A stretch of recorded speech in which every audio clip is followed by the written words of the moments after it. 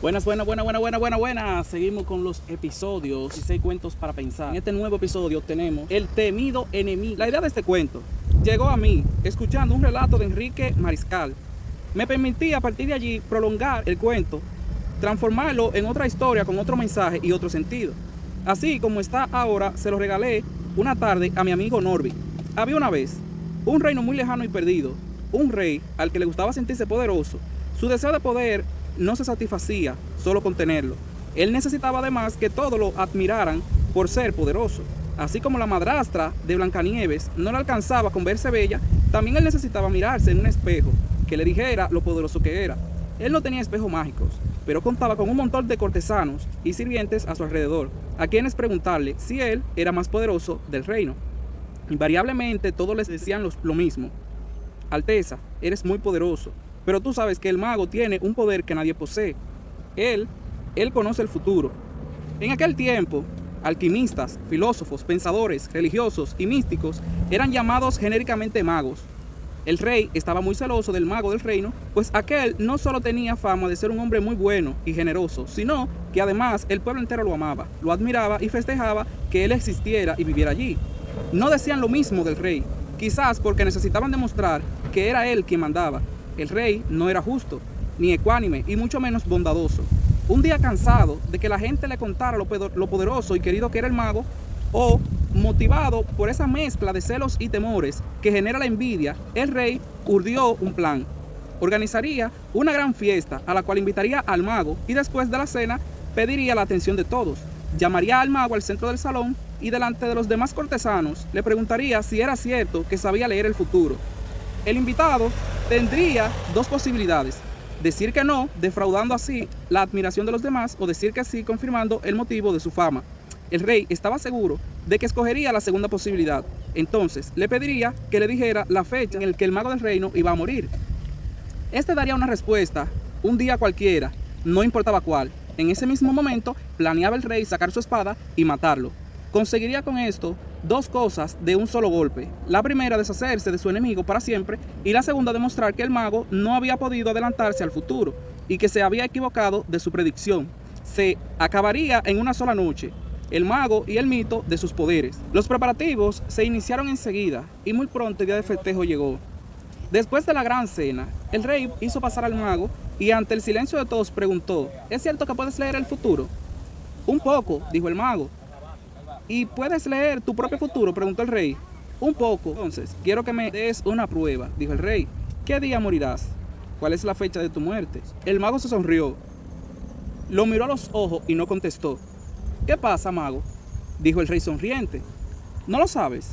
¿No es cierto que puedes leer el futuro? No es eso, dijo el mago. Pero lo que sé, no me animo a decírselo. ¿Cómo que no te animas?, dijo el rey. Yo soy tu soberano y te ordeno que me lo digas. Debes darte cuenta de que es muy importante para el reino saber cuándo perdemos a sus personajes más eminentes. Cuéntame, pues, ¿cuándo morirá el mago? Y luego de un tenso silencio, el mago miró y dijo: no puedo precisarte la fecha, pero sé que el mago morirá exactamente un día antes que el rey. Durante unos instantes, el tiempo se congeló. Un murmullo corrió por los invitados. El rey siempre había dicho que no creía en los magos ni en las adivinaciones, pero lo cierto es que no se animó a matar el mago. Lentamente el soberano bajó los brazos y se quedó en silencio. Los pensamientos se agolpaban en su cabeza. Se dio cuenta de que se había equivocado. Su odio había sido peor consejero. Alteza, te has puesto pálido. ¿Qué sucede?, preguntó el invitado. Me siento mal, contestó el monarca. Voy a ir a mi cuarto. Te agradezco que hayas venido. El mago era astuto. Había dado la única respuesta que evitaría su muerte. ¿Habría leído su mente? La predicción no podía ser cierta, pero ¿y si lo fuera? Estaba aturdido. Se le ocurrió que sería trágico que le pasara algo al mago camino a su casa. El rey volvió sobre sus pasos y dijo en voz alta: mago, eres famoso en el reino por tu sabiduría. Te ruego que pases esta noche en el palacio, pues debo consultarte por la mañana sobre algunas decisiones reales. Majestad, será un gran honor, dijo el invitado con una reverencia. El rey dio órdenes a sus guardias personales para que acompañaran al mago hasta las habitaciones de huésped en el palacio. y para que custodien su puerta asegurándose de que nada le pasara. Esa noche el soberano no pudo conciliar el sueño. Estuvo muy inquieto pensando qué pasaría si el mago le hubiera caído mal la comida, o si hubiera hecho daño accidentalmente durante la noche, o si simplemente le hubiera llegado su hora. Bien temprano en la mañana, el rey golpeó en las habitaciones de su invitado. Él nunca había pensado en consultar ninguna de sus decisiones, pero esta vez, en cuanto el mago lo recibió, hizo la pregunta. Necesitaba una excusa. Y el mago, que era un sabio, le dio una respuesta correcta, creativa y justa. El rey, casi sin escuchar la respuesta, alabó a su huésped por su inteligencia y le pidió que se quedara un día más, supuestamente para consultarle otro asunto. Obviamente el rey solo quería asegurarse de que nada le pasara. El mago, que gozaba de la libertad que solo conquistan los iluminados, aceptó. Desde entonces, todos los días por la mañana o por la tarde, el rey iba hasta las habitaciones del mago para consultarlo y lo comprometía para una nueva consulta al día siguiente. No pasó mucho tiempo antes de que el rey se diera cuenta de que los consejos de su nuevo asesor eran siempre acertados y terminara casi sin notarlo, teniéndolo en cuenta en cada una de sus decisiones.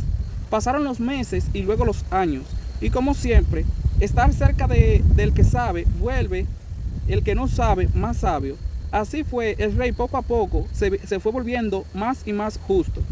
Ya no era despótico ni autoritario, dejó de necesitar sentirse poderoso y seguramente por ello dejó de necesitar demostrar su poder. Empezó a aprender que la humildad también podía ser ventajosa, empezó a reinar de una manera más sabia y bondadosa. Y sucedió que su pueblo empezó a quererlo como nunca antes lo había querido. El rey ya no iba a ver al mago investigando por su salud. Iba realmente para aprender, para compartir una decisión o simplemente para charlar, porque el rey y el mago habían llegado a ser excelentes amigos. Un día, a más de 4 años de aquella cena y sin motivo, el rey recordó aquel plan que alguna vez urdió para matar a este entonces odiado enemigo. El rey tomó coraje y fue hasta la habitación del mago. Golpeó la puerta y apenas entró, le dijo: hermano, tengo algo que contarte que me oprime el pecho. Dime, dijo el mago, y alivia tu corazón. Aquella noche, cuando le invité a cenar y te pregunté sobre tu muerte, yo no quería en realidad saber sobre tu futuro, planeaba matarte. Y frente a cualquier cosa que me dijeras, porque quería que tu muerte inesperada desmitificara para siempre tu fama de adivino. Te odiaba porque todos te amaban. Estoy tan avergonzado.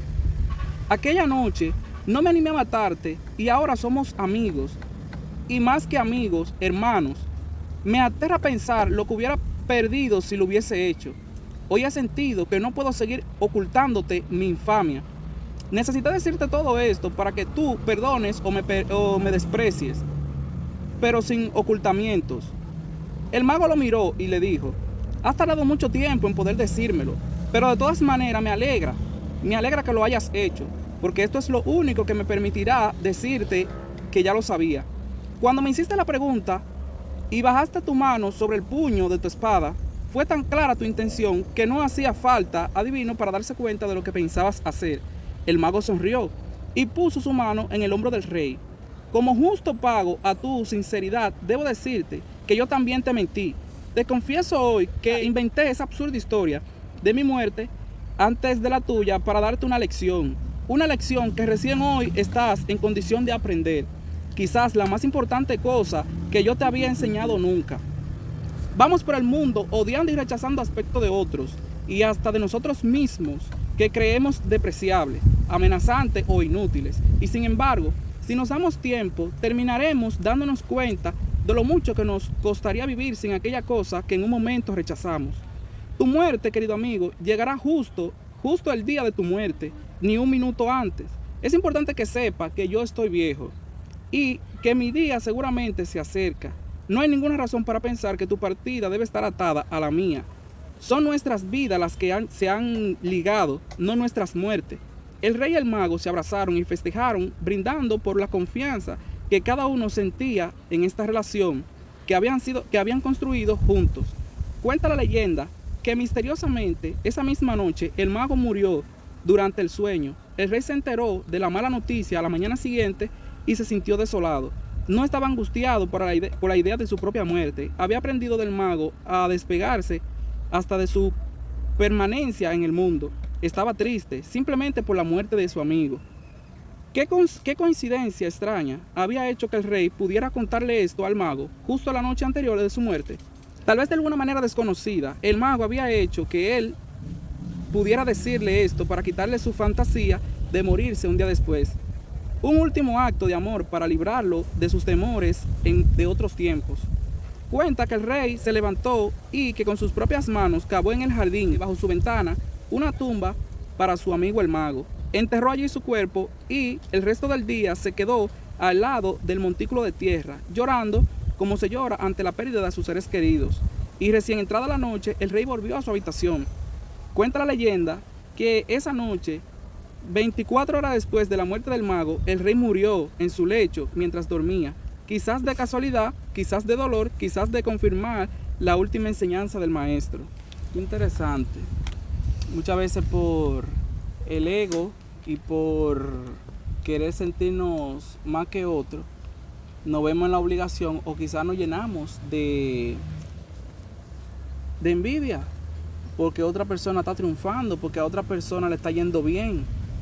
Entonces, mira el caso del rey, que el rey se sentía, a pesar de ser rey, la cabeza de esa ciudad, de ese reino, de ese país, se sentía hostigado porque veía que había personas que en el pueblo lo querían más que a él mismo. En vez de trabajar en sí mismo y querer mejorar, querer hacer sentir a la gente bien y que la gente lo aprecie por cómo es, por cómo lo trata, por la persona que se ha convertido, por lo bien que hace, él quería ganarse el aprecio a través de humillar al mago, o sea, a través de humillar a otra persona. Eso no resulta. Mira que el mago era muy bondadoso, el mago hacía quizás obras sociales, ayudaba a mucha gente y eso fue lo que se ganó la gracia de la gente. Entonces, al fin y al cabo, el rey aprendió que solamente siendo bueno con la gente, ayudando a la gente, es que realmente se gana el cariño de las demás personas. Y también deja como enseñanza que a veces nos sentimos mal o heridos por el talento que posee otra persona y queremos incluso hacerle algún daño o tratar de quitárselo cuando fue Dios que le entregó eso a esa persona.